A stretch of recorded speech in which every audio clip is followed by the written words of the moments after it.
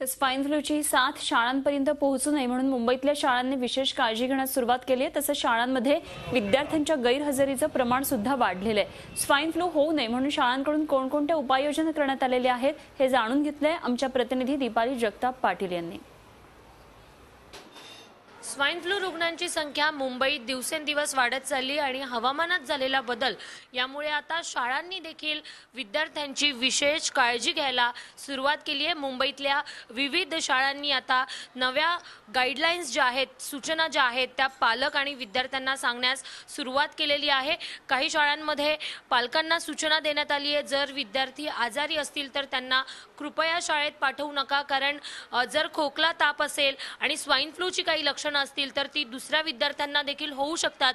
या दृष्टीने आता शाळांनी काळजी घ्यायला सुरुवात केली आहे। तसंच प्रत्येक वर्गामध्ये ज्या वर्ग शिक्षिका असतात, वर्ग शिक्षक असतो, त्यांना प्रत्येक विद्यार्थ्याकडे विशेष लक्ष देण्यास सांगण्यात आलेलं आहे। आपल्या सोबत IASच्या प्राचार्य आहेत, मुख्याध्यापिका आहेत अंजना रॉय मॅडम, काय सांगाल, काय अधिक काळजी आहे ती घेण्यात येते स्वाईन फ्लूच्या दृष्टीने? शिक्षिका सगळं वर्गात इन्स्ट्रक्शन देत आहे, कसं काय काळजी घ्यायला पाहिजे, मुलांना स्वच्छता, स्पेशली क्लेनलीनेस बद्दल, स्वच्छता कसं राखायला पाहिजे, हात धुवून जेवण्याआधी, जेवणानंतर, इवन ॲट होम घरी सुद्धा त्यांनी हे सगळं क्लेनलीनेसचे गोष्टी पाळल्या पाहिजे। सेंट विद्यार्थ्यांची संख्या जी आहे ती वाढतीये का गेल्या काही दिवसांमध्ये? काय हो, ते वाढतीये। त्याप्रमाणे आम्ही त्या पालकांना, जसं पालक घ्यायला येतात मुलांना, आम्ही त्यांना इन्स्ट्रक्शन देतो की अजिबात मुलांना पाठवायची नाही, कारण हे गोष्ट it is carrier, so they should take proper care आणि डॉक्टरकडे न्यायला पाहिजे, औषध वगैरे घ्यायला पाहिजे, काळजी घ्यायला पाहिजे आणि मुलांना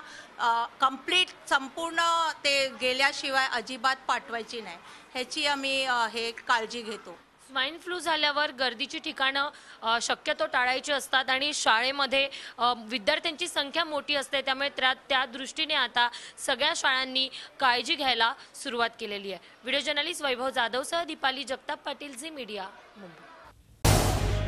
झी 24 तास रहा एक पाऊल पुढे।